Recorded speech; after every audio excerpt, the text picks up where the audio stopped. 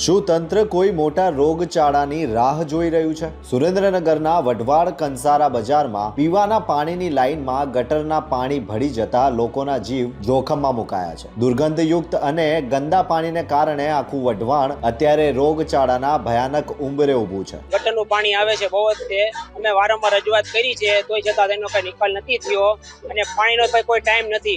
કોઈક વખત સવારે 8 વાગે આપે, કોઈક વખત 10 વાગે આપે, કોઈક દી સાંજે 5 વાગે આપે. પાણીનો કોઈ ટાઈમ નહીં અને ગટરનું અમે કેટલી વખત ફરિયાદ કરી છે પણ ગટરે ખુલ્લી છે એનો કોઈ નિકાલ નથી થતા. વોર્ડના અમારા ઉમેદવારો અહીંયા 2-3 વખત આવી ગયા, એમને 2-3 વખત કીધું કે અમારી ગટર હરકી કરી દો, અંદર આખા ભૂંડા બે નાખી ગટર પૂરી કરી નાખીને પાણીની અમારે બધી સમસ્યા થાય છે. ઘરમાં પાણી આવે છે ગટરનું પણ કોઈનો નિકાલ કરતા નથી, વારંવાર રજૂઆત કરવા છતાંય.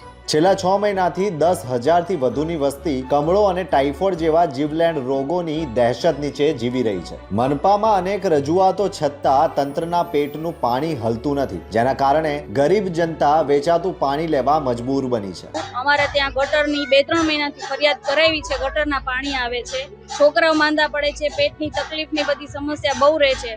3-4 વાર કમ્પ્લેન કરવા છતાંય કોઈ આવતું નથી અહીંયા. એટલે આનો સમસ્યાનો નિકાલ જલ્દી વહેલી તકે કરી આપો તો સારું છે. જો તાત્કાલિક લાઇન રિપેર નહીં થાય તો વઢવાણમાં પણ અન્ય શહેરો જેવો ભયાનક રોગચાળો ફાટી નીકળશે.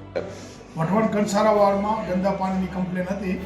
આજે રોજ રૂબરૂ તપાસ કરેલ છે. ત્યાં 10-15 ઘરમાં મેઇન રોડ ઉપર ગંદુ પાણી આવે છે, અંદરની ગલીઓમાં ક્યાંય આવતું નથી. એટલે મેઇન રોડ ઉપર પેરેલલ લાઇન છે, એ લાઇનની બાજુમાં ગટરની લાઇન છે. એટલે અત્યારે ત્યાં માણસો મૂકી તાત્કાલિક કામગીરી હાથ ધરેલ છે અને ટૂંક સમયમાં એનો નિકાલ કરવાનો. કમળો, ટાઇફોઇડ અને કોલેરા જેવા રોગો વઢવાણના દરવાજે ટકોરા મારી રહ્યા છે. જો સમયસર લાઇનોનું સમારકામ નહીં થાય તો તંત્રની આ આળસ આખા શહેરને હોસ્પિટલના બીછાને સુવડાવી દેશે. જોતા રહો ગુજરાત વંદન. ધન્યવાદ.